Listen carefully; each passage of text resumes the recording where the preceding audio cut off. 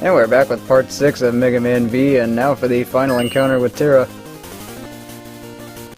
This is kind of how these Game Boy games worked, is that in 3 and 4 you kind of saw how you had a little preview fight with the Mega Man killer in that particular game, and then you fought him for real after beating all 8 bosses. Mm-hmm. Yep. Now he's coming for us for the last time. So now we're gonna put an end to his little scheme. And Terra uses 2 things. He can use that Spark Chaser laser that is gonna chase you around, of course. Ouch. And then also he can do this thing where he shoots like this circular, or this circling shot, and then that one freezes you. And then he can hit you with another laser. Oh wow, and yeah, he's gone. But fortunately it's a pretty quick fight. Yeah. Especially using those rocks against him, that really took him out. Yeah, I don't know what kind of alien material that is, but it's pretty darn effective. Yeah. And what do we get from Terra? And the last weapon for the game is going to be that Spark Chaser he was using on us. Let's see. I'm sure that'll be important later. It usually is. And with all the star droids down, now I get this little cutscene.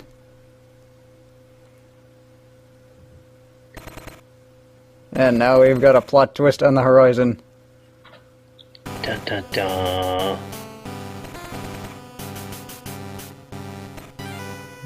What is it? It can't be Wily. And then, just like always, we got Dr. Wily, who is about to blow us to Kingdom Come if we're not careful. It's a Death Star or a Unicron or something. Wow. Boom. It looks like we're in for a flying stage. Sweet. So now we gotta make our way over to Dr. Wily's Death Star, and now you get kind of a, or one of those space shooter stages, kind of like an R-Type, kind of like, yeah. Life Force or something. Life Force, one of those shooting games. You do get the option to boost, you also get the option to, let's see, charge up your Rush Buster in this case. And fun. And just a lot of rocks to avoid early on. Uh-huh. And see, the small ones are the hardest to avoid, but they do the least damage, and then the big ones do the most damage if you come into contact with them. Wow. Or you get to encounter with aliens, and that's what remind me a lot of Tatanga from the Super Mario Land series. Yeah, that's true. Very much so. Oh, these guys are annoying. They just kind of circle around you indefinitely. Yeah, and I'm trying to stay near the middle because it's pretty easy for those guys to just spawn in on top of you if you're off in one of the edges. Yeah. See that happening pretty easily. And now I gotta worry about dodging lasers. The death beam. Oh no. You have to do this by memory, I would assume. Well, some of it's memory, but for the most part it's pretty easy to pick up the pattern. Yeah. Oh, there he is. So how this fight's gonna go is, first Dr. Wily's gonna fire off one of those lasers, and then he either moves up or down, and whenever he moves up you have to worry about these missiles. And pretty much what I'm doing is just lining them up and then taking them out. Good idea. And see, with this next phase, he fires these shots at you. That's pretty easy to avoid, though. So far, so good. And yeah, this boss fight's pretty simple once you know just how to deal with those missiles as well as those shots. Those missiles are homing missiles, of course. Oh, there we go. Boom. And time to enter the space station. And the way the Game Boy games set it up is that instead of like having 4 smaller stages, you have one really, really big stage that you have to go across in order to fight all the final bosses. Of course. I let the boss rush in, of course. Well, let's see a Mega Man game where they surprised you and didn't have the boss rush in it. Just for fun.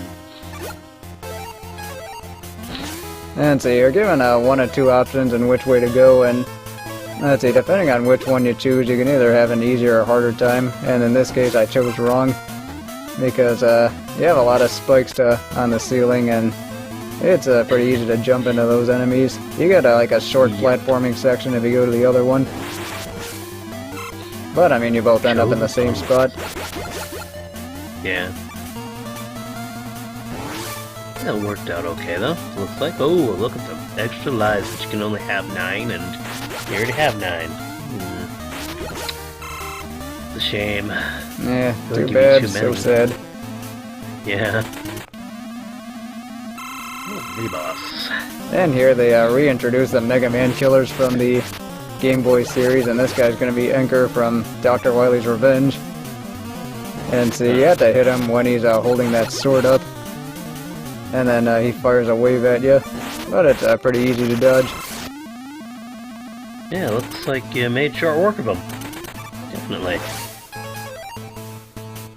See, there are some things you can get here, but really for the most part this is just trial and error to know like what's where. Right. Oh, there's Proto Man. Give us something good, Proto Man.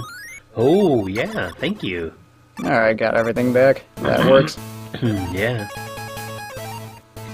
Worked real well. Down, down, down we go. Surprised there wasn't a spike right there. And yeah, this is an awfully big place if, or this is, yeah, that's what I was gonna say, this is a really big stage, and this is a pretty big place. There are lots of navigating to do. Nope, there's the spikes I was looking for. Let's see, I'm just waiting for this guy. Are there any checkpoints in the middle of this place? I think after each boss, but I don't really remember. Yeah. Oh, weird. You got people in tubes and stuff. So now we're off to our fight our second Mega Man killer, and this is Quint from the second one. And I guess the way this worked was that Dr. Wily went into the future and kidnapped Rock and gave him a jackhammer and a pogo stick. And yeah, you can definitely see why this guy didn't make it into Mega Man 10. No. That was funny though. Oh, you got some more falling to do and some more spikes to avoid. Well, and they were nice and put them on the same side so you didn't get tricked. Ah, that's a good idea. But yeah, I'm just gonna cheese my way through this part. And I haven't really gotten a chance to show off Rush yet, so I might as well do that now. Yeah. Exactly. And see, this time I'm gonna go over to the right instead of down. And fortunately, this one's a little bit easier than the other path. It doesn't look too bad. And now I get to use more Rush Jet. Yes, I would too. There's no way I'd try to jump over all those platforms. I mean, they are pretty easy to get across when you try and slide, and that's really the best way to do that. I'm too chicken to do it that way.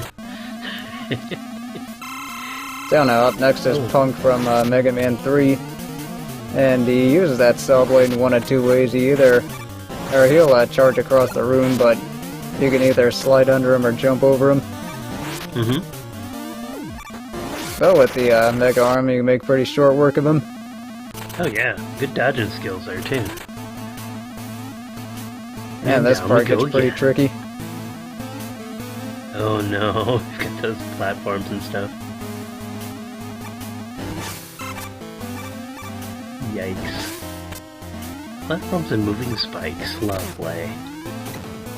Oh no! Ouch.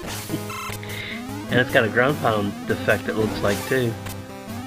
And now we're off to face our last Mega Man killer, and that's gonna be Ballad. Oh yeah, I remember. We've taken him on before. Yeah, I mean, I found this weapon to be one of the best in Mega Man 4 for Game Boy, but I mean, in Mega Man 10 it does have its moments. I find it to be pretty useful. Yeah. Ow, man. He hits hard.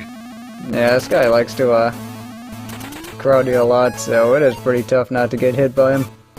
Yeah. Must be a secret over there, yep. Now all more energy, that's always a good thing. Yeah.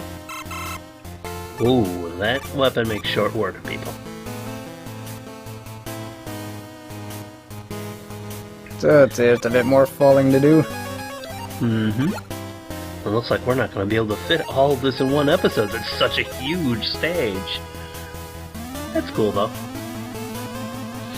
Yeah, so they might as well put everything into one. And I can never remember to go to, or to get down there, but...